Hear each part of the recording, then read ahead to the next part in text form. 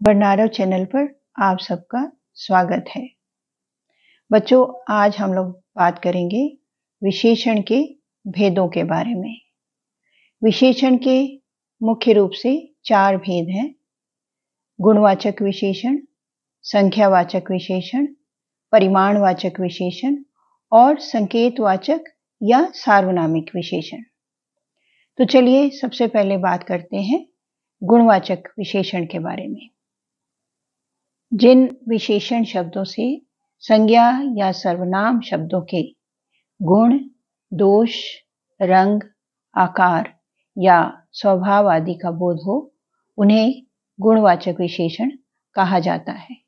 जैसे काला, पीला, अच्छा, बुरा, लंबा, चौड़ा, स्वस्थ, बीमार, खट्टा, मीठा वगैरह वगैरह।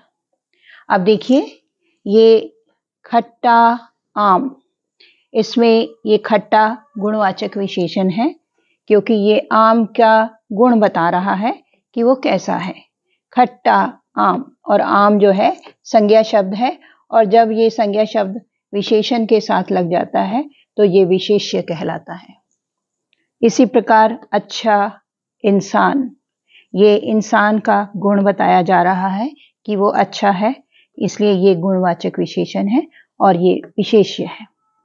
पीला फल, यहाँ फल का रंग बताया जा रहा है कि वो पीला है, तो ये यहाँ पे ये भी गुणवाचक, सारे रंग जो हैं ये गुणवाचक विशेषण होते हैं। दूसरा है संख्यावाचक विशेषण। जिन विशेषण शब्दों से संज्ञा या सर्वनाम शब्दों की संख्या का बोध हो, वे संख्यावाचक विशेषण कहलाते हैं। ये संख्या निश्चित या अनिश्चित कुछ भी हो सकती है, जैसे 2, 4, कुछ, थोड़े, तीसरा, चौथा, दुगुना, सौगुना आदि। अब देखिए, निश्चित संख्या क्या है, यानी जिस संख्या का आपको मालूम है कि कितना है, जैसे 4 महीने, तीसरा शहर, 5 उंगलियां।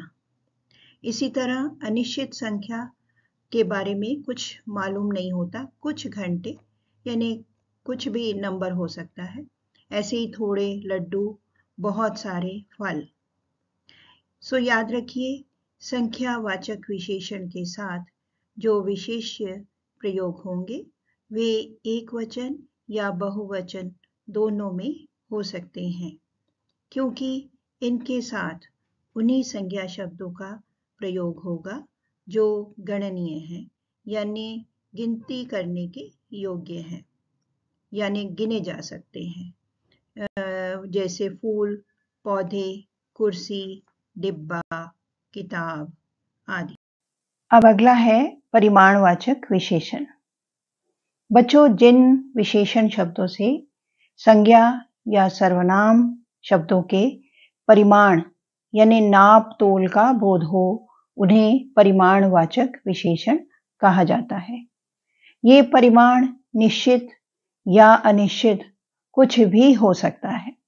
जैसे अब 3 किलो गेहूं, ये तो निश्चित परिमाण हुआ, और थोड़ी सी चाय, ये अनिश्चित परिमाण हुआ, क्योंकि थोड़ी सी जो है सबके लिए अलग अलग हो सकती है। किसी के लिए इतनी सी भी थोड़ी हो सकती है और किसी के लिए इतनी जो है वो भी थोड़ी हो सकती है, तो ये अनिश्चित परिमाण हुआ। इसी तरह 5 ग्राम सोना, ये निश्चित परिमाण हुआ, और जरा सा नमक, ये अनिश्चित परिमाण हुआ।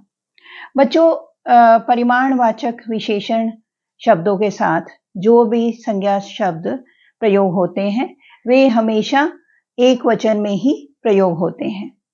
जैसे 3 मीटर कपड़ा, ये कपड़ा 3 मीटर है, परंतु हम लोग कभी भी कपड़े नहीं कहेंगे, इसको कपड़ा ही कहेंगे।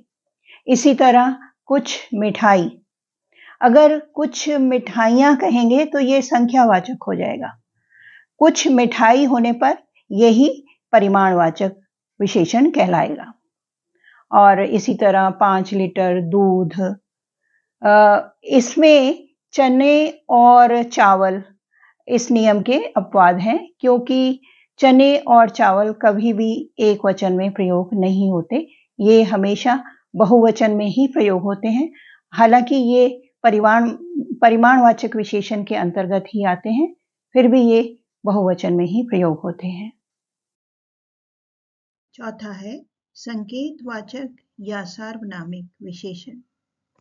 जो सर्वनाम शब्द संज्ञा के ठीक पहले लगकर संकेत आदि द्वारा उस संज्ञा की विशेषता बताते हैं, उन्हें सांकेतिक अथवा सार्वनामिक विशेषण कहा जाता है।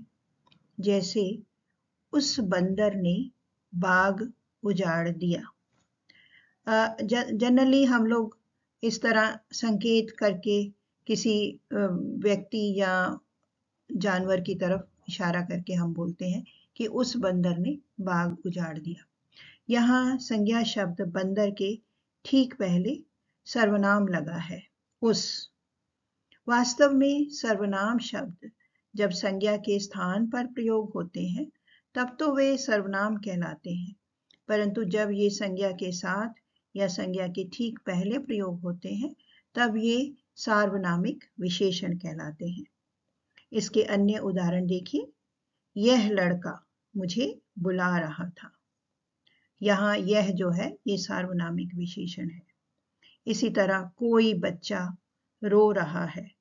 कोई और ये दोनों ही वास्तव में सर्वनाम शब्द हैं, परंतु यहाँ संज्ञा के पहले प्रयोग हुए हैं, इसलिए ये सार्वनामिक विशेषण कहलाएंगे। तो बच्चों, ये थे विशेषण के 4 भेद। मुझे उम्मीद है विशेषण के बारे में अब आपको अच्छी तरह सब कुछ समझ में आ गया होगा। अगले वीडियो में विशेषण के अन्य बिंदुओं पर फिर से चर्चा करेंगे। तब तक के लिए आप सबका धन्यवाद। जय हिंद।